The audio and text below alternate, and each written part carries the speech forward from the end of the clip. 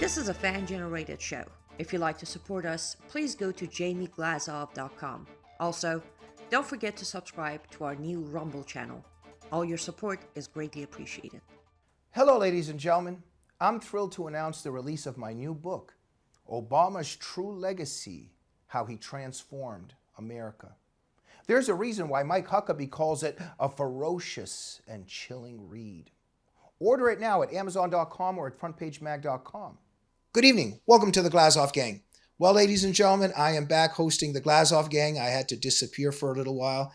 I am very grateful to the wonderful people that filled in for me as the hosts of the Glazoff Gang. Michael Finch, Keith Thompson, Mike Lauber, and the one and only Annie Cyrus. They did such a fantastic job that I was a little bit worried that there would be no need for me at the Glazoff Gang anymore. But thank you. The two Mikes, Keith and Annie, wonderful job, and I'm very grateful. Ladies and gentlemen, I'm back, and we are also back at the battle. And so please remember, we're a fan-generated program, so we need all the help we can get. And as always, we're under severe persecution and shadow banning by the deep state. So help us any way you can. Make sure you're subscribed to our YouTube and Rumble channels. Make sure you hit instant notifications. Make sure you visit jamieglazoff.com regularly and subscribe to our newsletter. And if you have some extra finances in your pocket, please donate to us. You can also follow me on Twitter at Jamie Glazoff. And as always, keep supporting Annie Cyrus and her fight for freedom and liberty at liveuptofreedom.com. Backed by popular demand, what an honor and privilege to have with us this evening Dinesh D'Souza, the creator of his new film, Vindicating Trump. Dinesh, what an honor to have you back. Jamie, always a pleasure. Looking forward to our conversation. Another fantastic film. I was very inspired. I was actually also very moved. And again, so many profound themes, so many profound messages. Why don't we just begin with you telling us what inspired you to make Vindicating Trump? I noticed that there were all these allegations against Trump. He's a dictator. He's a would-be tyrant. And even though on the face of it, the accusation seemed over the top, preposterous. After all, it's one thing to say somebody will do something, but when they've already been in office and they haven't done it, the accusation begins to lack some credibility. And yet I thought to myself, it's interesting that they keep saying that, because like they didn't accuse George W. Bush of being a tyrant, or George H.W. or Reagan. They'd say Reagan is a washed-up movie actor, but they wouldn't say he's a would-be Caesar. And so I was intrigued by the insistence that Trump is these things that they're trying to make him out to be. Now, on the Republican side, I noticed that there were Republicans, quite a few actually, who would always offer a kind of a qualified, half-hearted, almost reluctant defense of Trump. They say things like, well, you know, I don't really like the guy, but I like his policies. Or he really does seem to lack something in the character dimension, but, you know, he did a good job when he was president. Or he needs to shut his mouth. Or Dinesh, tell him to stop tweeting. All this kind of stuff. And I realize there's a whole group that seems to want a new and different Trump. They want to remake Trump. And I thought to myself, wait a minute. Do we really need to remake Trump? So the theme of this film and book is quite simple. We don't need to remake Trump. We need to remake our understanding of Trump, because in the peculiar crisis in which the country finds itself, this guy is actually peculiarly well equipped. Maybe at some other time, he wouldn't be the right guy, but for our time, he is not only the best guy, but perhaps the only guy. So true, Dinesh. I so appreciated and I loved that you took a moment out in the film to discuss that Trump is actually an incredible comedian. He's a very, very funny guy. I mean, Trump just cracks me up. I love Trump. And he's got a great sense of humor. Thank you for putting that in the film. Can you speak on that for a minute? Yeah, I find it really quite strange how the left will take obvious comedic quips and pretend that they're serious. You know, this is sort of like asking George Carlin if he wants to be a dictator. He's like, well, of course I don't, but you know, for a day it would be fun. And then they go, wait, did you hear that? He said it. He admitted it. Look, there it is. So this is Trump actually knows that they're going to do this. And so he eggs them on in a very peculiar way. It's kind of like all those memes where he's like Trump 24, Trump 28, Trump 32. And I asked Trump about this. I go, hey, you're trolling these guys and you're kind of goading them a little bit, but they genuinely claim that you're never going to leave. Is this really true? Do you plan to one day vacate the White House? And he's like, of course I do. Are you kidding me? Because I think he knows that even a second term is going to be rocky. I mean, the left is going to throw everything they can at him. It's going to be no walk in the park. So a certain part of Trump is not looking forward to it. But I think at the bottom, he does believe that the country is in a bad way, and he is the best guy to fix it.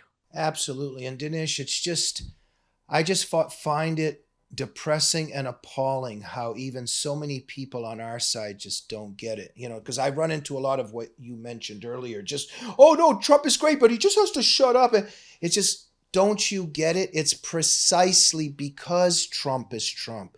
It's precisely because he's not nice. Ridicule, one of the greatest weapons against tyrants.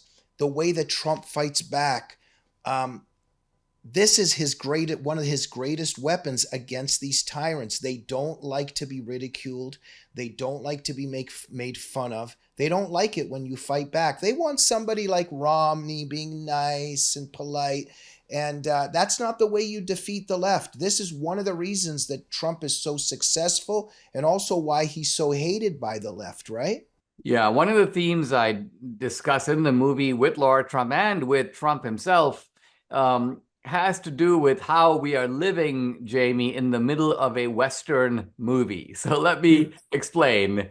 Well, you've seen the film, you actually know, but for your viewers' sake, let me explain. And that is that, you know, the Western typically begins with a kind of a happy place, a town. It's Shinbone or it's Pleasantville. And you got an old sheriff with a toothbrush mustache. You know, I call that the GOP establishment. That's kind of the Romney figure or Paul Ryan. But then some ruthless gangsters come in and they shoot up the place. They intimidate the old sheriff. They take over the saloon and the provision store. And basically, Shinbone is no longer Shinbone again. But then, and this is where the plot takes off, a stranger comes over the mountain. And this is Trump, the outsider. And not a whole lot is known about him. And some people think, well, he may have had a shady past. We don't really know. But here's the key point. The gangsters recognized right away that he is the one guy who threatens them. He is the one guy who could break up the whole deal. So they have to chase him away, try to buy him off, beat him up, try to kill him. They'll stop at nothing to get rid of this guy. The real mystery, though, of the Western is how some of the people in the town, who themselves are complete wimps, they are completely incapable of taking on these ruthless gangsters. But nevertheless, they oppose the outsider, the only guy who actually knows how to fight. And they're like, why don't you take off? Why don't you learn to fight like us? Why do you have to go around being so provocative? So this is exactly what we're getting now, is weak people who themselves are utterly inadequate to the challenge of the police state emerging on the left.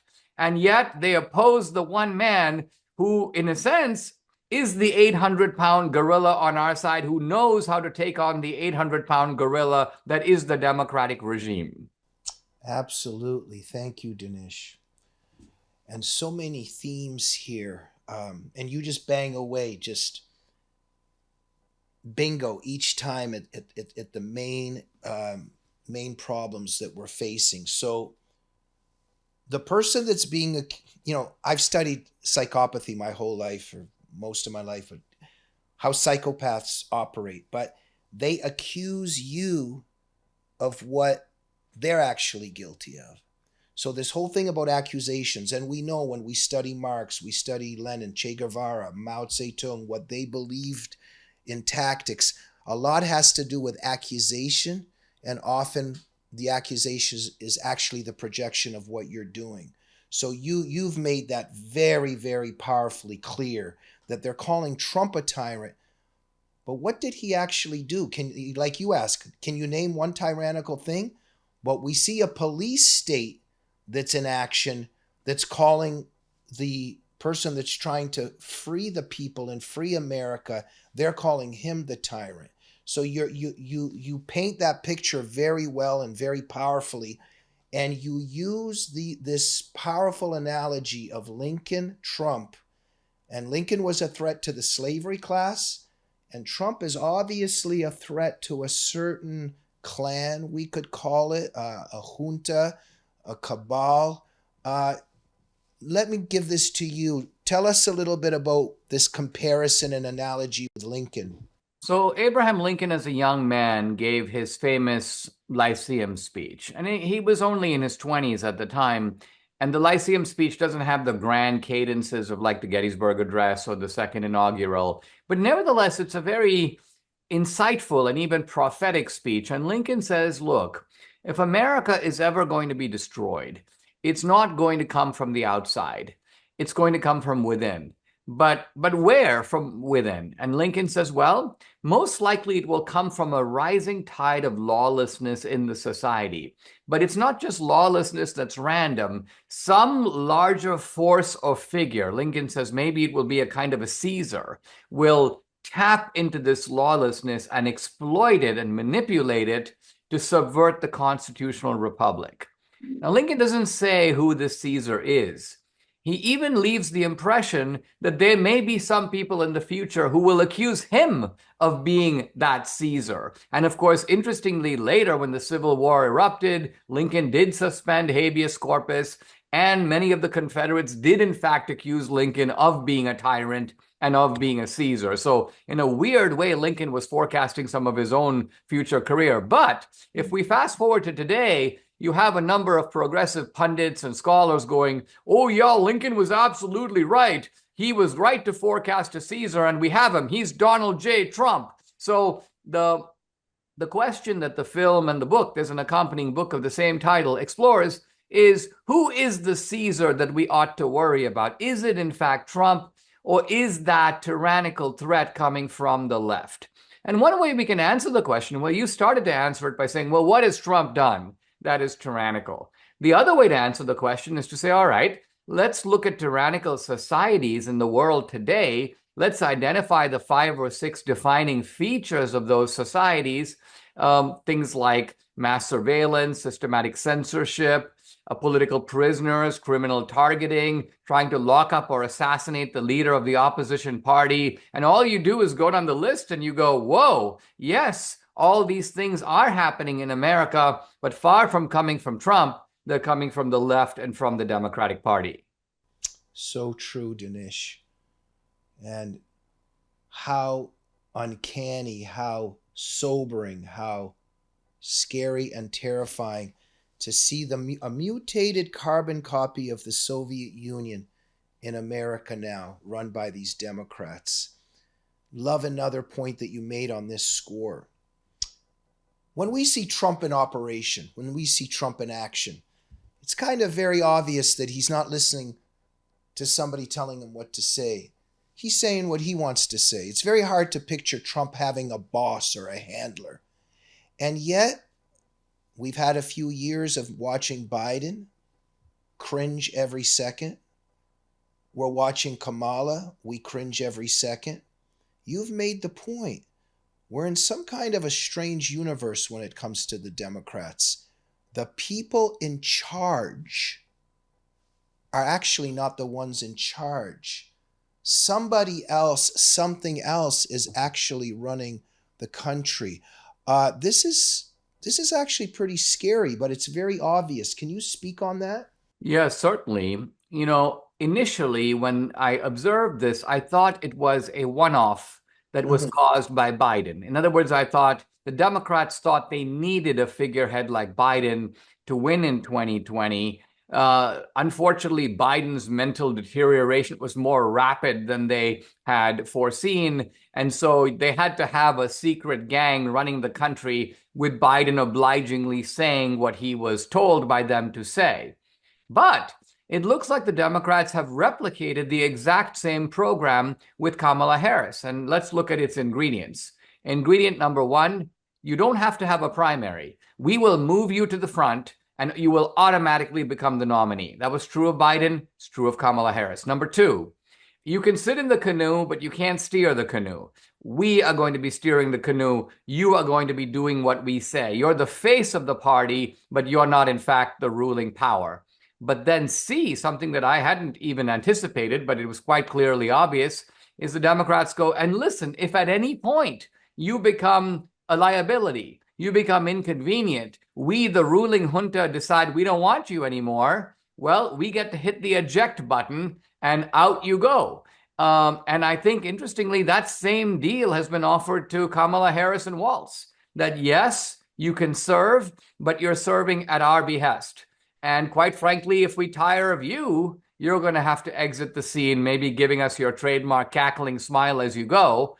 But this is another way of saying that we are in a new era of American politics on the Democratic side, because no one doubted that Truman or JFK or Bill Clinton was in fact running and was the leader of their own party. But not anymore. The Democrats are saying, not only have we been governed by an unnamed junta for the past 4 years, we're offering you another 4 years of the same.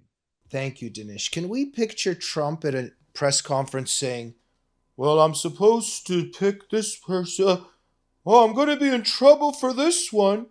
So something's going on. And even with Kamala, I mean, even the intelligence level on a scale of 0 to 10, 10 being the most intelligent, what do you think? How would you score her from 0 to 10? I think she is somewhere between a 1 and a 2. She's maybe pushing a 2, which I think would mean, which would put her at an IQ probably slightly above mental retardation, but not much above that. Because when you listen to her statements, the circularity, I mean, terms like word salad don't do justice to it. You're talking about a brain that is a scrambled egg. You're talking about someone who has no conceptual apparatus at all, who has never met a syllogism that she can understand, who has no even basic grasp of things. And by the way, this is not just my view. This is the view of her own handlers. Apparently, they had a knockdown, drag-out fight, but the fight was over this. Either we should hide Kamala all the time through the election and never show her face, or we should put her as a prop among friendly media sources that will absolutely go out of their way to humanize her and make it seem like she is at least moderately intelligent. There was no third group that said, hey, listen, why don't we have her be a normal candidate, go out and answer questions, let people know what her views are on foreign policy, economics, domestic. This option was never even considered because it was an accepted premise of the whole campaign that she is not capable of that. Exactly. And Dinesh, where I'm tying this in is that it's not just intelligence or the lack of intelligence, but it's interconnected, that there's a certain way that you can be shaped like clay and controlled. So lack of intelligence, but at the same time, very open to being handled and puppeteered. And so I think it's become very obvious, Dinesh, especially after 2020 election, what we've seen happening with Biden, what we saw happening with the pandemic.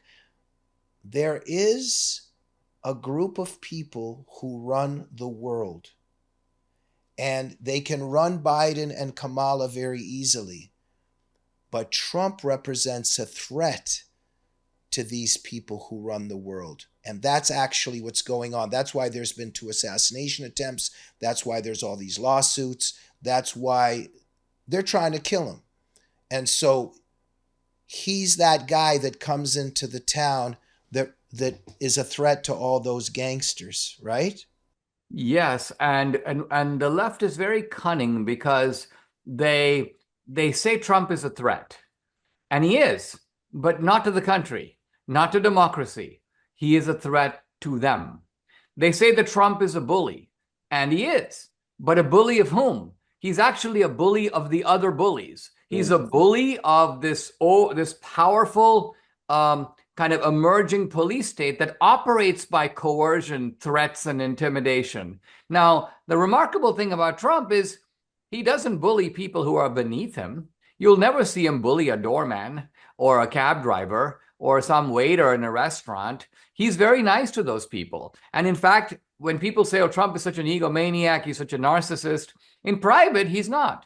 In private, he's self-deprecating, he's whimsical. And if he meets you, Jamie, the first time he'll ask you questions. And if he meets you again, he'll then say, hey, Jamie, you told me the last time your brother was taking an exam. How did that play out? How did that turn out? So he shows a genuine interest and curiosity in other people, which is the exact opposite of being a narcissist. So I try hard in this film to bring out that private dimension of Trump that is not often seen in public, but helps to round out the picture and helps to dispel some of the furious and propagandistic accusations against him.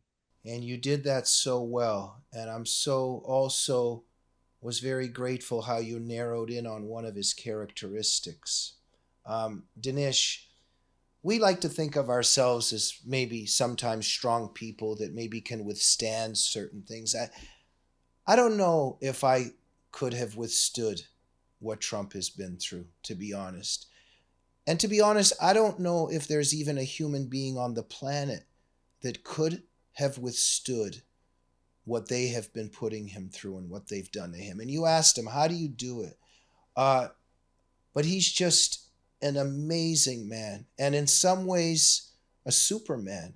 How did he, up till now, withstand everything that these demons and SOBs have put him through, including 2 assassination attempts, to come back to Pennsylvania and begin a speech with, now, as I was saying, I mean, this is just an incredible person. But tell us why you asked him that, and what you thought of his answer, and just in general, what motivated you to touch on that. Well, I think that I wanted to highlight that while people talk about Trump's vices that, by the way, some of them are trivial, others of them are ancient. You know, he's a playboy. Well, no one's saying he's a playboy now. So he used to be a playboy, and he's evidently a reformed playboy. Well, that's not the worst thing in the world to be. But on the other side, what about Trump's virtues? And he has many, but we're talking here about his virtue of his tenacity, his stick-to-itiveness, and most importantly, his bravery and his courage. Now, not only are you right that the exemplary bravery that he showed after the 2 assassination attempts is in a class of its own. We cannot think of anyone, not just alive, but maybe alive or dead, who would have reacted in that way. Trump has also shown unbelievable strength in dealing with these 91 criminal charges. Any other Republican facing 2 criminal charges would have exited the race, fled the field, just never be heard from again. And not only does Trump endure, he does his legal rope-a-dope. He skirts the gag orders. I mean, he pushes back on the judges. You know, even 34 criminal convictions doesn't seem to have done what the Democrats had hoped it would do. They thought it would be a millstone around his neck. How can anyone even continue to run with that kind of legal weight? Well, there's Trump, and he's not only running, but he seems to be running pretty well. So this is an exceptional man. I recalled, and when I was talking to Trump, I reminded him that he had been asked in the 1990s when he was, dead broke. And in fact, he owed $200 million. Jamie, I didn't put this in the movie, but there's a famous scene where Trump is walking with Marla Maples and he sees a homeless guy. And Marla Maples goes, "Look at that poor man, he's dead broke." And Trump goes, "Dead broke? He's $200 million richer than me," because Trump owes $200 million. Trump is $200 million in the red. And yet Charlie Rose, who's interviewing Trump, says, "Did you ever in those times think that you would never make it?" And Trump goes, "No." And Charlie Rose goes, "But I mean, didn't the thought cross your mind, maybe I'm not going to come back?" Trump goes, "No." Charlie Rose goes, "Never?" Trump goes, "No." And so it takes a very unusual person to be flat on your back and have this sense that, guess what? Just hang on, because I'm going to be not up. And not only am I going to be up, I'm going to be back stronger than I was before. It is that same character that Trump has brought to the assassination attempts, to the legal cases. But you are quite right. I think that as conservatives, as Republicans, we're extremely lucky that at this moment, when we're facing this terrifying array of forces mobilized against us, this guy has come over the mountain, sort of like a Clint Eastwood or a Charles Bronson, because we don't have anybody else now. Hopefully, over time, there will be others that will kind of imbibe the Trumpian spirit, and we will have strong leaders to kind of pick up where Trump leaves off. But at this point, he is the indispensable man. So true, Dinesh, and thank you for always your articulate and eloquent and powerful way of putting these truths forward. Dinesh, due to my background, where my parents are from and how much I worry about what's happening in America, I don't even know what I'm going to be doing election day, but panic is one word, maybe a little bit, or worrying. But what I'm getting to here is Trump represents so many things to me and to save this country. And when I got that phone call, I got a phone call the day, that first assassination attempt, I got a phone call. And I have to admit, I hadn't cried in a while, but I cried a little bit for a few minutes. And then just such a relief when we found out that he was actually okay. What were those moments like for you? Well, I was struck by something that Vivek Ramaswamy said, and I mentioned it to Trump.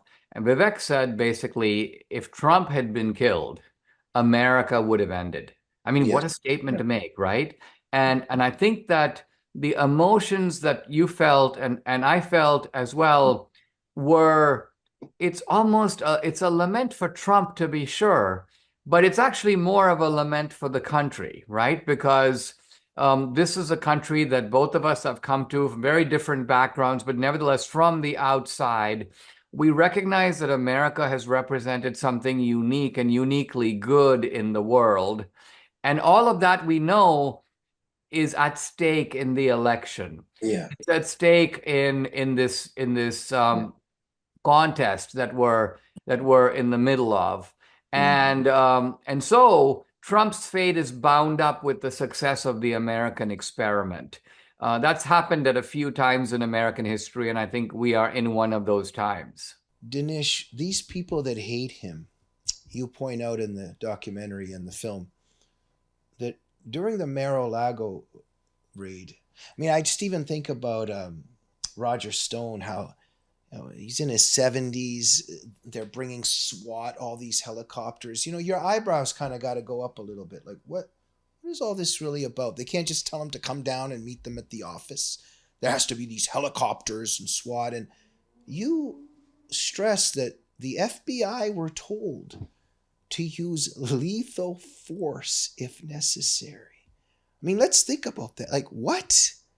So there's something there, isn't there?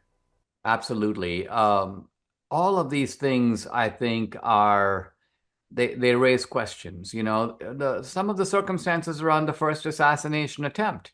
I mean, how can the nearest roof, the most obvious spot for a shooter to occupy, to get the best, clearest angle, where if you're shooting with an AR-15, and I've shot that gun, you may have as well, you just can't miss. Trump himself said to me, he goes, it's not that I turned my head. He goes, I turned my head into the only position where it could have been for the bullet not to have entered my head. Think about that. So that is improbable to the point of almost suggesting something providential or miraculous. And Trump himself was forced to sort of think of it a little bit that way. So that's another bizarre episode. And then you learn bizarre things about this guy, Ruth, the second would-be assassin. So all of this, I think, has created a sense that, you know what? there could be some very powerful people who have taken charge of our society and maybe to some degree our planet, because it is not out of the question that we are facing the menace of a global police state. Look at all the foreign money, for example, that pours in against Trump. Swiss billionaires that are funding the left and funding the nonprofits. And so this has become a very sinister operation. And yet Trump, he blazes forward and with that kind of strength that I think has got to come from someplace else. And that's someplace else, Dinesh, like where I kind of soothe my worries a little bit, and some fellow believers in my Christian community, some of my relatives too. I don't want to pry too much in, but I want to maybe inquire as to how you see this thing with your own faith. But just somebody very close to me recently was saying, Jamie, that was God. That was God that saved, like it just, the probabilities are just like you said, right?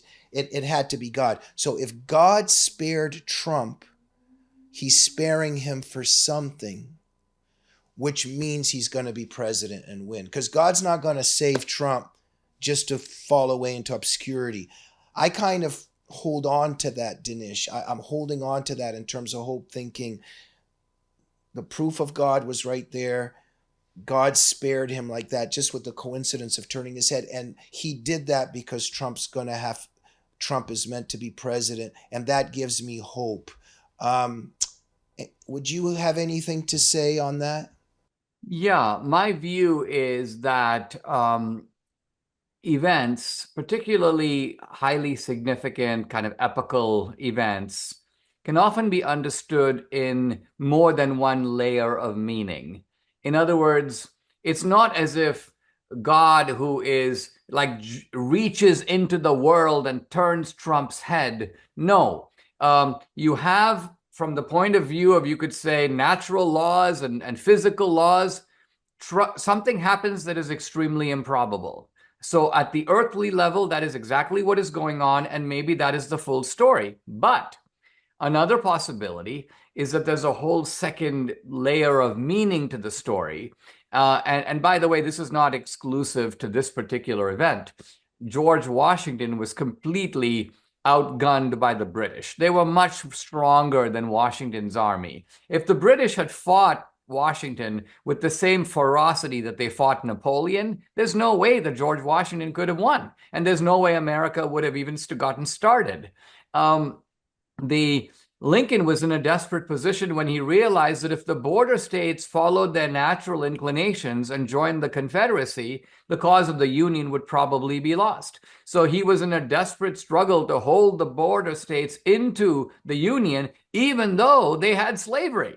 And so this put Lincoln in a very awkward position. The stronger he came out against slavery, the more the border states were likely to bolt into the arms of Virginia and the Confederacy. So these are all very dicey moments of American history. And I think the Trump assassination belongs with them. And maybe history will look back and go, well, that was a very fateful moment. And I don't think it's wrong to give it a certain type of spiritual or providential meaning. Thank you, Dinesh. We cannot be here without our donors and our sponsors. So we're going to take a sponsor break. Looks like you've been sleeping well. Megan, he's back. The MyPillow guy. And you're looking good. Still feeling good. Well, just when you thought it couldn't get any better, we've got the best pillow ever, MyPillow 2.0. Wow, it's so soft and smooth. It's cool to the touch. How did you do that? Well, we took MyPillow's patented fill and combined it with this new technology that we didn't have back then when I invented MyPillow to bring you the best pillow in history, MyPillow 2.0. Just like all of you, I never imagined that MyPillow could get any better. That's why I haven't changed it in nearly 20 years. Then I heard about a revolutionary new technology, and I knew I had to bring it to you all. MyPillow 2.0 is truly the next generation of MyPillow. The MyPillow 2.0 is cooler and softer than the last MyPillow. It is so comfortable to sleep on at night. I look forward to going to bed, and I wake up well rested in the morning. Sleep is all about temperature and height. MyPillow 2.0's patented adjustable fill is going to give you the exact individual support you need from your head to your bed. And now here's where it gets even better. We've all experienced those temperature-related sleep interruptions where you get too hot, you toss and turn, you flip your pillow over to the cool side. Well, all that's gone with my brand new MyPillow 2.0 cooling fabric that's made with temperature-regulating thread. The best sleep just got even better. Whether you have a MyPillow or not, you need to get the brand new MyPillow 2.0. Call or go to MyPillow.com now. Use your promo code, and for a limited time when you buy one, you'll get a second one absolutely free. You're sleeping even better. And cooler, too. And you're looking good. Feeling good. I knew you would. Visit mypillow.com. And that's right. Make sure to go to mypillow.com or mystore.com and use promo code GG21. You can get a discount of up to 60% off on all the amazing products. And you're helping out not just the Glazov gang, but Mike Lindell. And if you like one-of-a-kind handmade art, make sure to go to lutfstudio.com and purchase resin art pieces by our producer, the one and only Annie Cyrus. Use promo code GLAZOFF to get special discounts, and by doing that, you're helping out Annie as well as the Glazov gang. Dinesh, how is your sleep coming along and your pillows? It's coming along okay. In a way, I'm thriving in so many ways, in terms of health and family. And I just became a grandfather because my daughter Danielle and her husband have a 1-year-old. So life is really going very well. But I'm worried for the country. It's a case, and it's a little paradoxical for those of us who are in this field of like public criticism and writing books and making films. In a weird way, our careers thrive when the Democrats are running things. There's a lot more to argue against. There are easy targets. We never run out of material, and so on. And yet at the same time, we want the country to do well, and it's not doing well right now, I'm sorry to say. And that's why everybody should go to MyPillow, right? Okay. So. MyPillow will help, but it'll also help to go to vindicatingtrump.com and check out how you can get the DVD, watch the film, and of course, the book is available at Amazon and Barnes & Noble, the usual places. Okay, fantastic. Dinesh, we have a little bit of time left for our discussion. I hope that you'll stay with us for a couple more minutes. Dinesh, and so many powerful points you make. So these lawsuits against Trump, and you face this yourself, and we know what totalitarians do. So right now, they can't necessarily send them to Gulag Archipelago or Kolyma, but they can do the lawsuits. And in so doing, once you get that charge, once you get that felony or misdemeanor or whatever, or you got to do a little bit of time or a lot of time, whatever, you become, as you say, a slave and servant of the state. And then that way they grab you and control you. So they thought that they could shut you up by doing that in terms of what they tried to do through the legal realm. Same with Trump. This is a way they try to make a person a slave and to shut them up, right?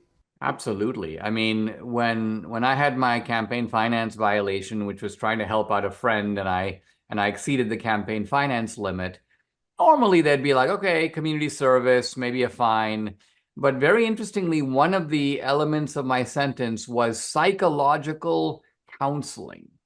Now, why? I mean, normally psychological counseling is given when the crime is so inexplicable. Like I'm Jeffrey Dahmer, I put bodies in the refrigerator. It's like, what made you do that? You need a counselor to get to the bottom of this.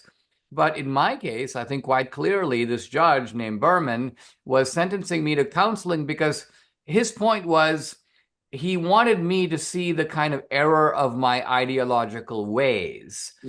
And had I come out, for example, on the left, and I've seen the light, and by the way, some of the January 6th defendants, this happened to them. They were beaten down by their own public defender attorneys and sometimes by therapists, so that they essentially repudiated their previous convictions, convictions meaning beliefs, and came basically begging to the judge saying, I was misled, the Trump people, sold me a bill of goods. So this is the kind of indoctrination that is a staple, as you know, of authoritarian, totalitarian societies.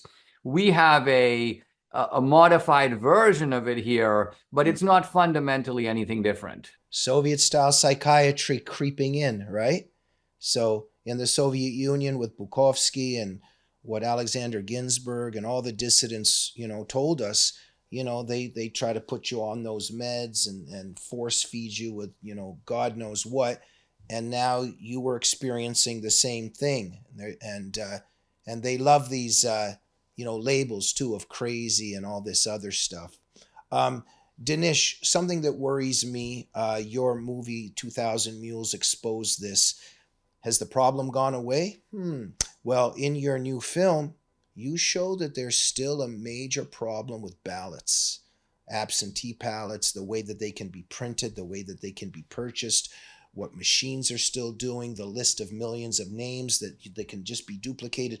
That's all very, very scary stuff. Can you speak on that for a minute? And can we have some hope that it won't be as bad as last time? Yeah, I think we can. But the way that we have hope is we look these problems in the face and we recognize that when people are aware of something, it becomes harder to do.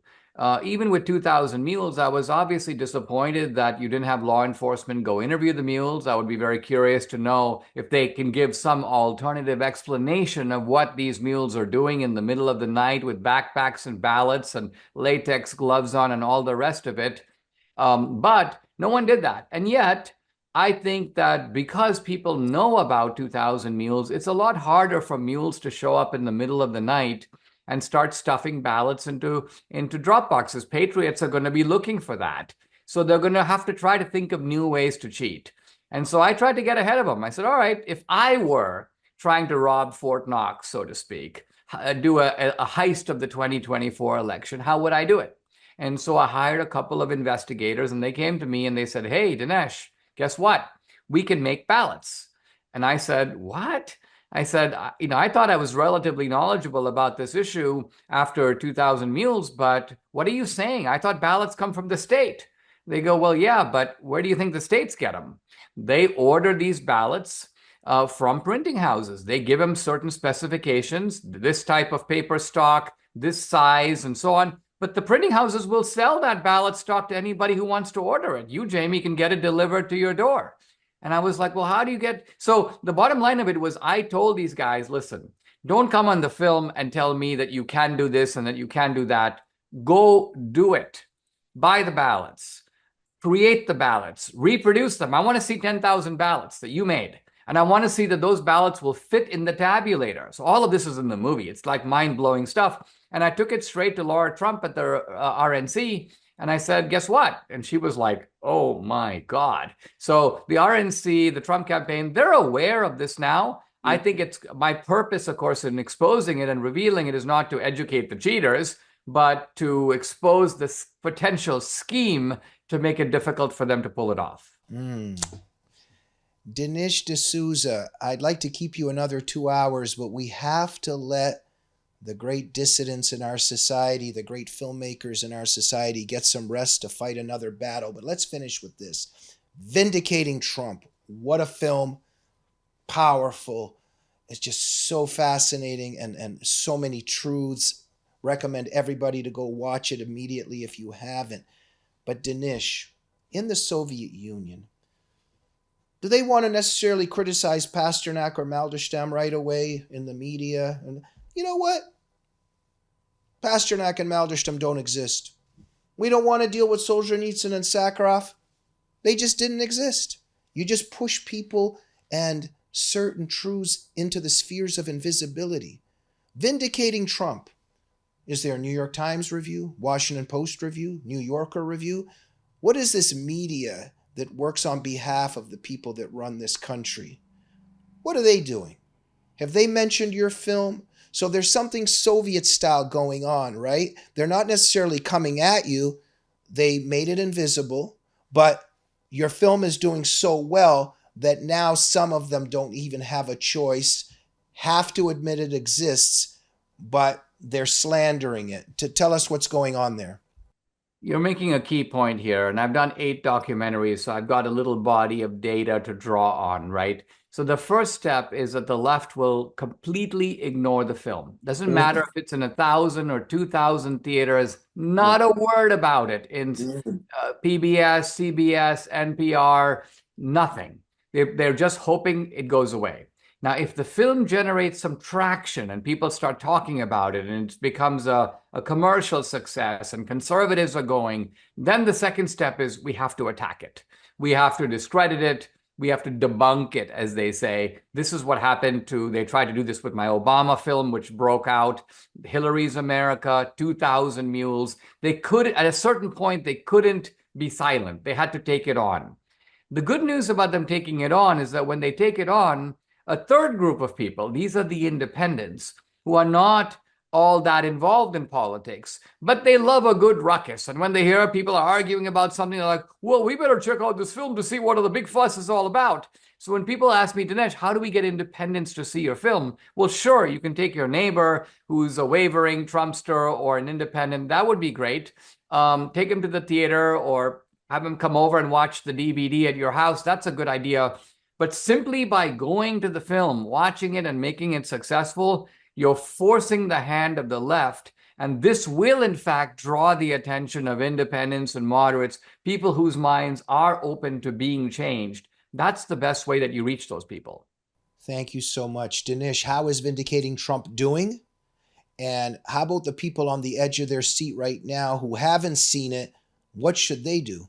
The film it's been in theaters for a couple of weeks, and these days films don't stay in theaters too long. It's fading out of theaters. It's probably still in 50 or 60 theaters, so you can see it.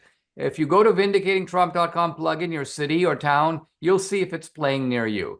But even if it's not, don't worry, because next week, DVDs are available starting Monday. The movie will go into streaming, so there'll be many other ways to watch it. And of course, there is the accompanying book, Vindicating Trump, as well. So I would say, I would recommend that as a 1-2 punch. Get the book, check out the film, and then share information about the film with other people, because this is a film that, films appeal to the head and the heart. And they're very powerful means of persuasion in a way much better than, for example, a type of campaign commercial. Because first of all, people are sort of on their guard when they see a campaign commercial. But with a film, they're drawn into the entertainment of it, the emotional narrative, the music, the recreations. It is ultimately fun. And when you have a product that is fun, you can put in a lot of messaging and people don't mind at all because it's an enjoyable experience. Well, I hope I didn't ruin the film too much for the viewers by revealing too much. But we had to talk about some things. But can I also say that, ladies and gentlemen, Trump is interviewed by Dinesh in this film. What was that experience like for you, Dinesh? It was fascinating. I got to say that when I first met Trump in 2019 with my family, this was after my presidential pardon. He invited us to come by and kind of have a chat at the White House. And it was a really very nice 45 minutes to an hour. But both my wife, Debbie, and I saw a side of Trump. And after we left, Debbie was like, he doesn't show that side of him usually to the public. And yet, if the American people could see it, they would be very endeared to him. It's a side which is a little more vulnerable than the just Trump charging forward ahead. And so I was determined, fast forwarding to now, in a weird way, the conversation I had with Trump was very well timed. It was after the assassination attempt. It was after the Republican National Convention. Trump allowed me to control the trajectory of the interview. So he's not laid back, but he listens to questions. He doesn't interrupt. He's not a runaway train. This is a different Trump than you've seen in a lot of other settings. And he opens up, I think, in a very powerful way. So it's a very unique type of interview that I had a chance to do. I'm very glad that he let me do it that way. And I think ultimately it shows a light on Trump, the man, that you don't easily get anywhere else. I don't know a better person that could do that because, Dinesh, you have a certain way with people. And you could also see that Trump, he talked in a certain way that he wouldn't talk with others. And you can see he has a tremendous amount of respect for you. And really, really brilliant exchange between you two.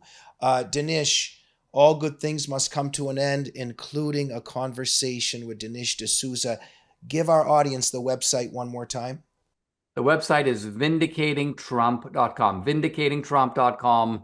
Watch the movie and the accompanying book, which is just out this week.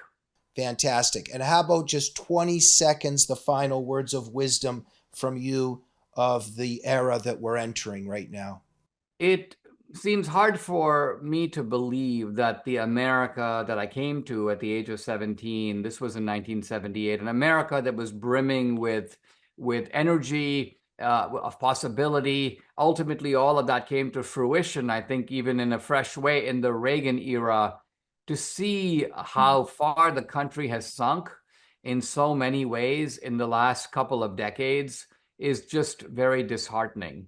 And it's not just a political slide. It is also a cultural slide, a moral slide, perhaps a spiritual slide. And I don't think the country can take too much more of this. So many of us are I'm reluctant to say a last-ditch effort, but nevertheless, a real effort to try to turn this around and rescue the America that I believe in and that we all love. Dinesh, thank you for who you are, and thank you for what you do. And keep up the strength and keep up the fight. Thank you so much. Really appreciate it, Jamie. Thank you. Ladies and gentlemen, don't do anything else.